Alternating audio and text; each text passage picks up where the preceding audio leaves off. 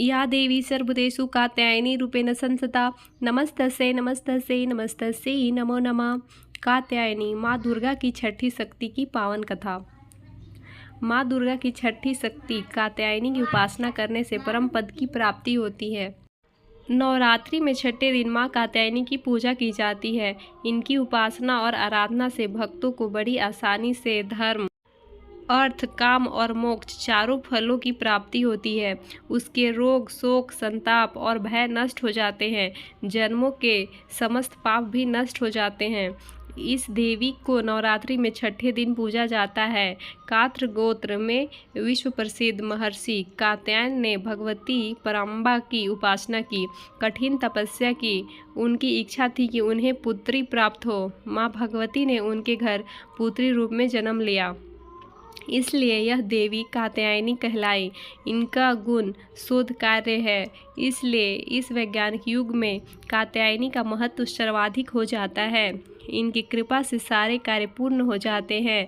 ये वैद्यनाथ नामक स्थान पर प्रकट होकर पूजी गई माँ कात्यायनी अमोघ फलदायिनी है। भगवान कृष्ण को पति रूप में पाने के लिए ब्रज की गोपियों ने इनकी पूजा की थी। यह पूजा कालिंदी यमुना के तट पर की गई थी, इसलिए ये ब्रजमंडल की अधिष्ठात्री देवी के रूप में प्रतिष्ठित है। इनका स्वरूप अत्यंत भव्य और दिव्य है। ये स्वर्ण के समान चमकीली और भास्वर हैं। इनकी 4 भुजाएं हैं। दाईं तरफ का ऊपर वाला हाथ अभय मुद्रा में है तथा नीचे वाला हाथ वर मुद्रा में। माँ के बाईं तरफ के ऊपर वाले हाथ में तलवार व नीचे वाले हाथ में कमल का पुष्प सुशोभित है।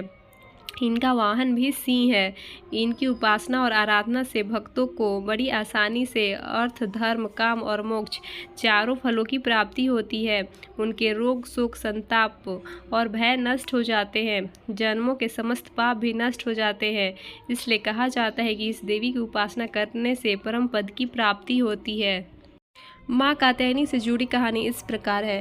देवी भागवत पुराण के मुताबिक ऋषि कात्यायन माँ आदि शक्ति के परम भक्त थे। ऋषि कात्यायन की इच्छा थी कि देवी उनकी पुत्री के रूप में उनके घर पे जन्म ले। इसके लिए ऋषि कात्यायन ने कई सालों तक कठोर तपस्या की। इनकी तपस्या से प्रसन्न होकर देवी ने पुत्री के रूप में उनके घर जन्म लिया। कात्यायन की पुत्री होने के कारण उनका नाम कात्यायनी पड़ा। सबसे पहले इनकी पूजा स्वयं महर्षि कात्यायन ने की थी। ब्रज की गोपियों ने कृष्ण को पति के रूप में पाने के लिए माँ कात्यायनी की पूजा की थी।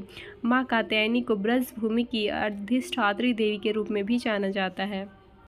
कहा जाता है माता दुर्गा ने कात्यायनी रूप में ही महिषासुर का वध किया था, इसलिए इन्हें महिषासुर मर्दिनी के नाम से भी जाना जाता है। माँ कात्यायनी की आरती। जय जय जय अम्बे, जय कात्यायनी, जय जगमाता जग्गी महारानी। बैजनाथ स्थान तुम्हारा, वहाँ वरदाती नाम पुकारा। कई नाम है कई धाम है, यह स्थान भी सुखधाम है। हर मंदिर में ज्योत तुम्हारी, कहीं योगेश्वरी महिमा न्यारी। हर जगत उत्सव होते रहते, हर मंदिर में भगत हैं कहते। कात्यायनी रक्षक काया की, ग्रंथि काटे मोह माया की। झूठे मोह से छुड़ाने वाली, अपना नाम जपाने वाली। बृहस्पतिवार को पूजा करिए, ध्यान कात्यायनी का धरिए। हर संकट को दूर करेगी, भंडारे भरपूर करेगी। जो भी माँ को चमन पुकारे, कात्यायनी सब कष्ट निवारे।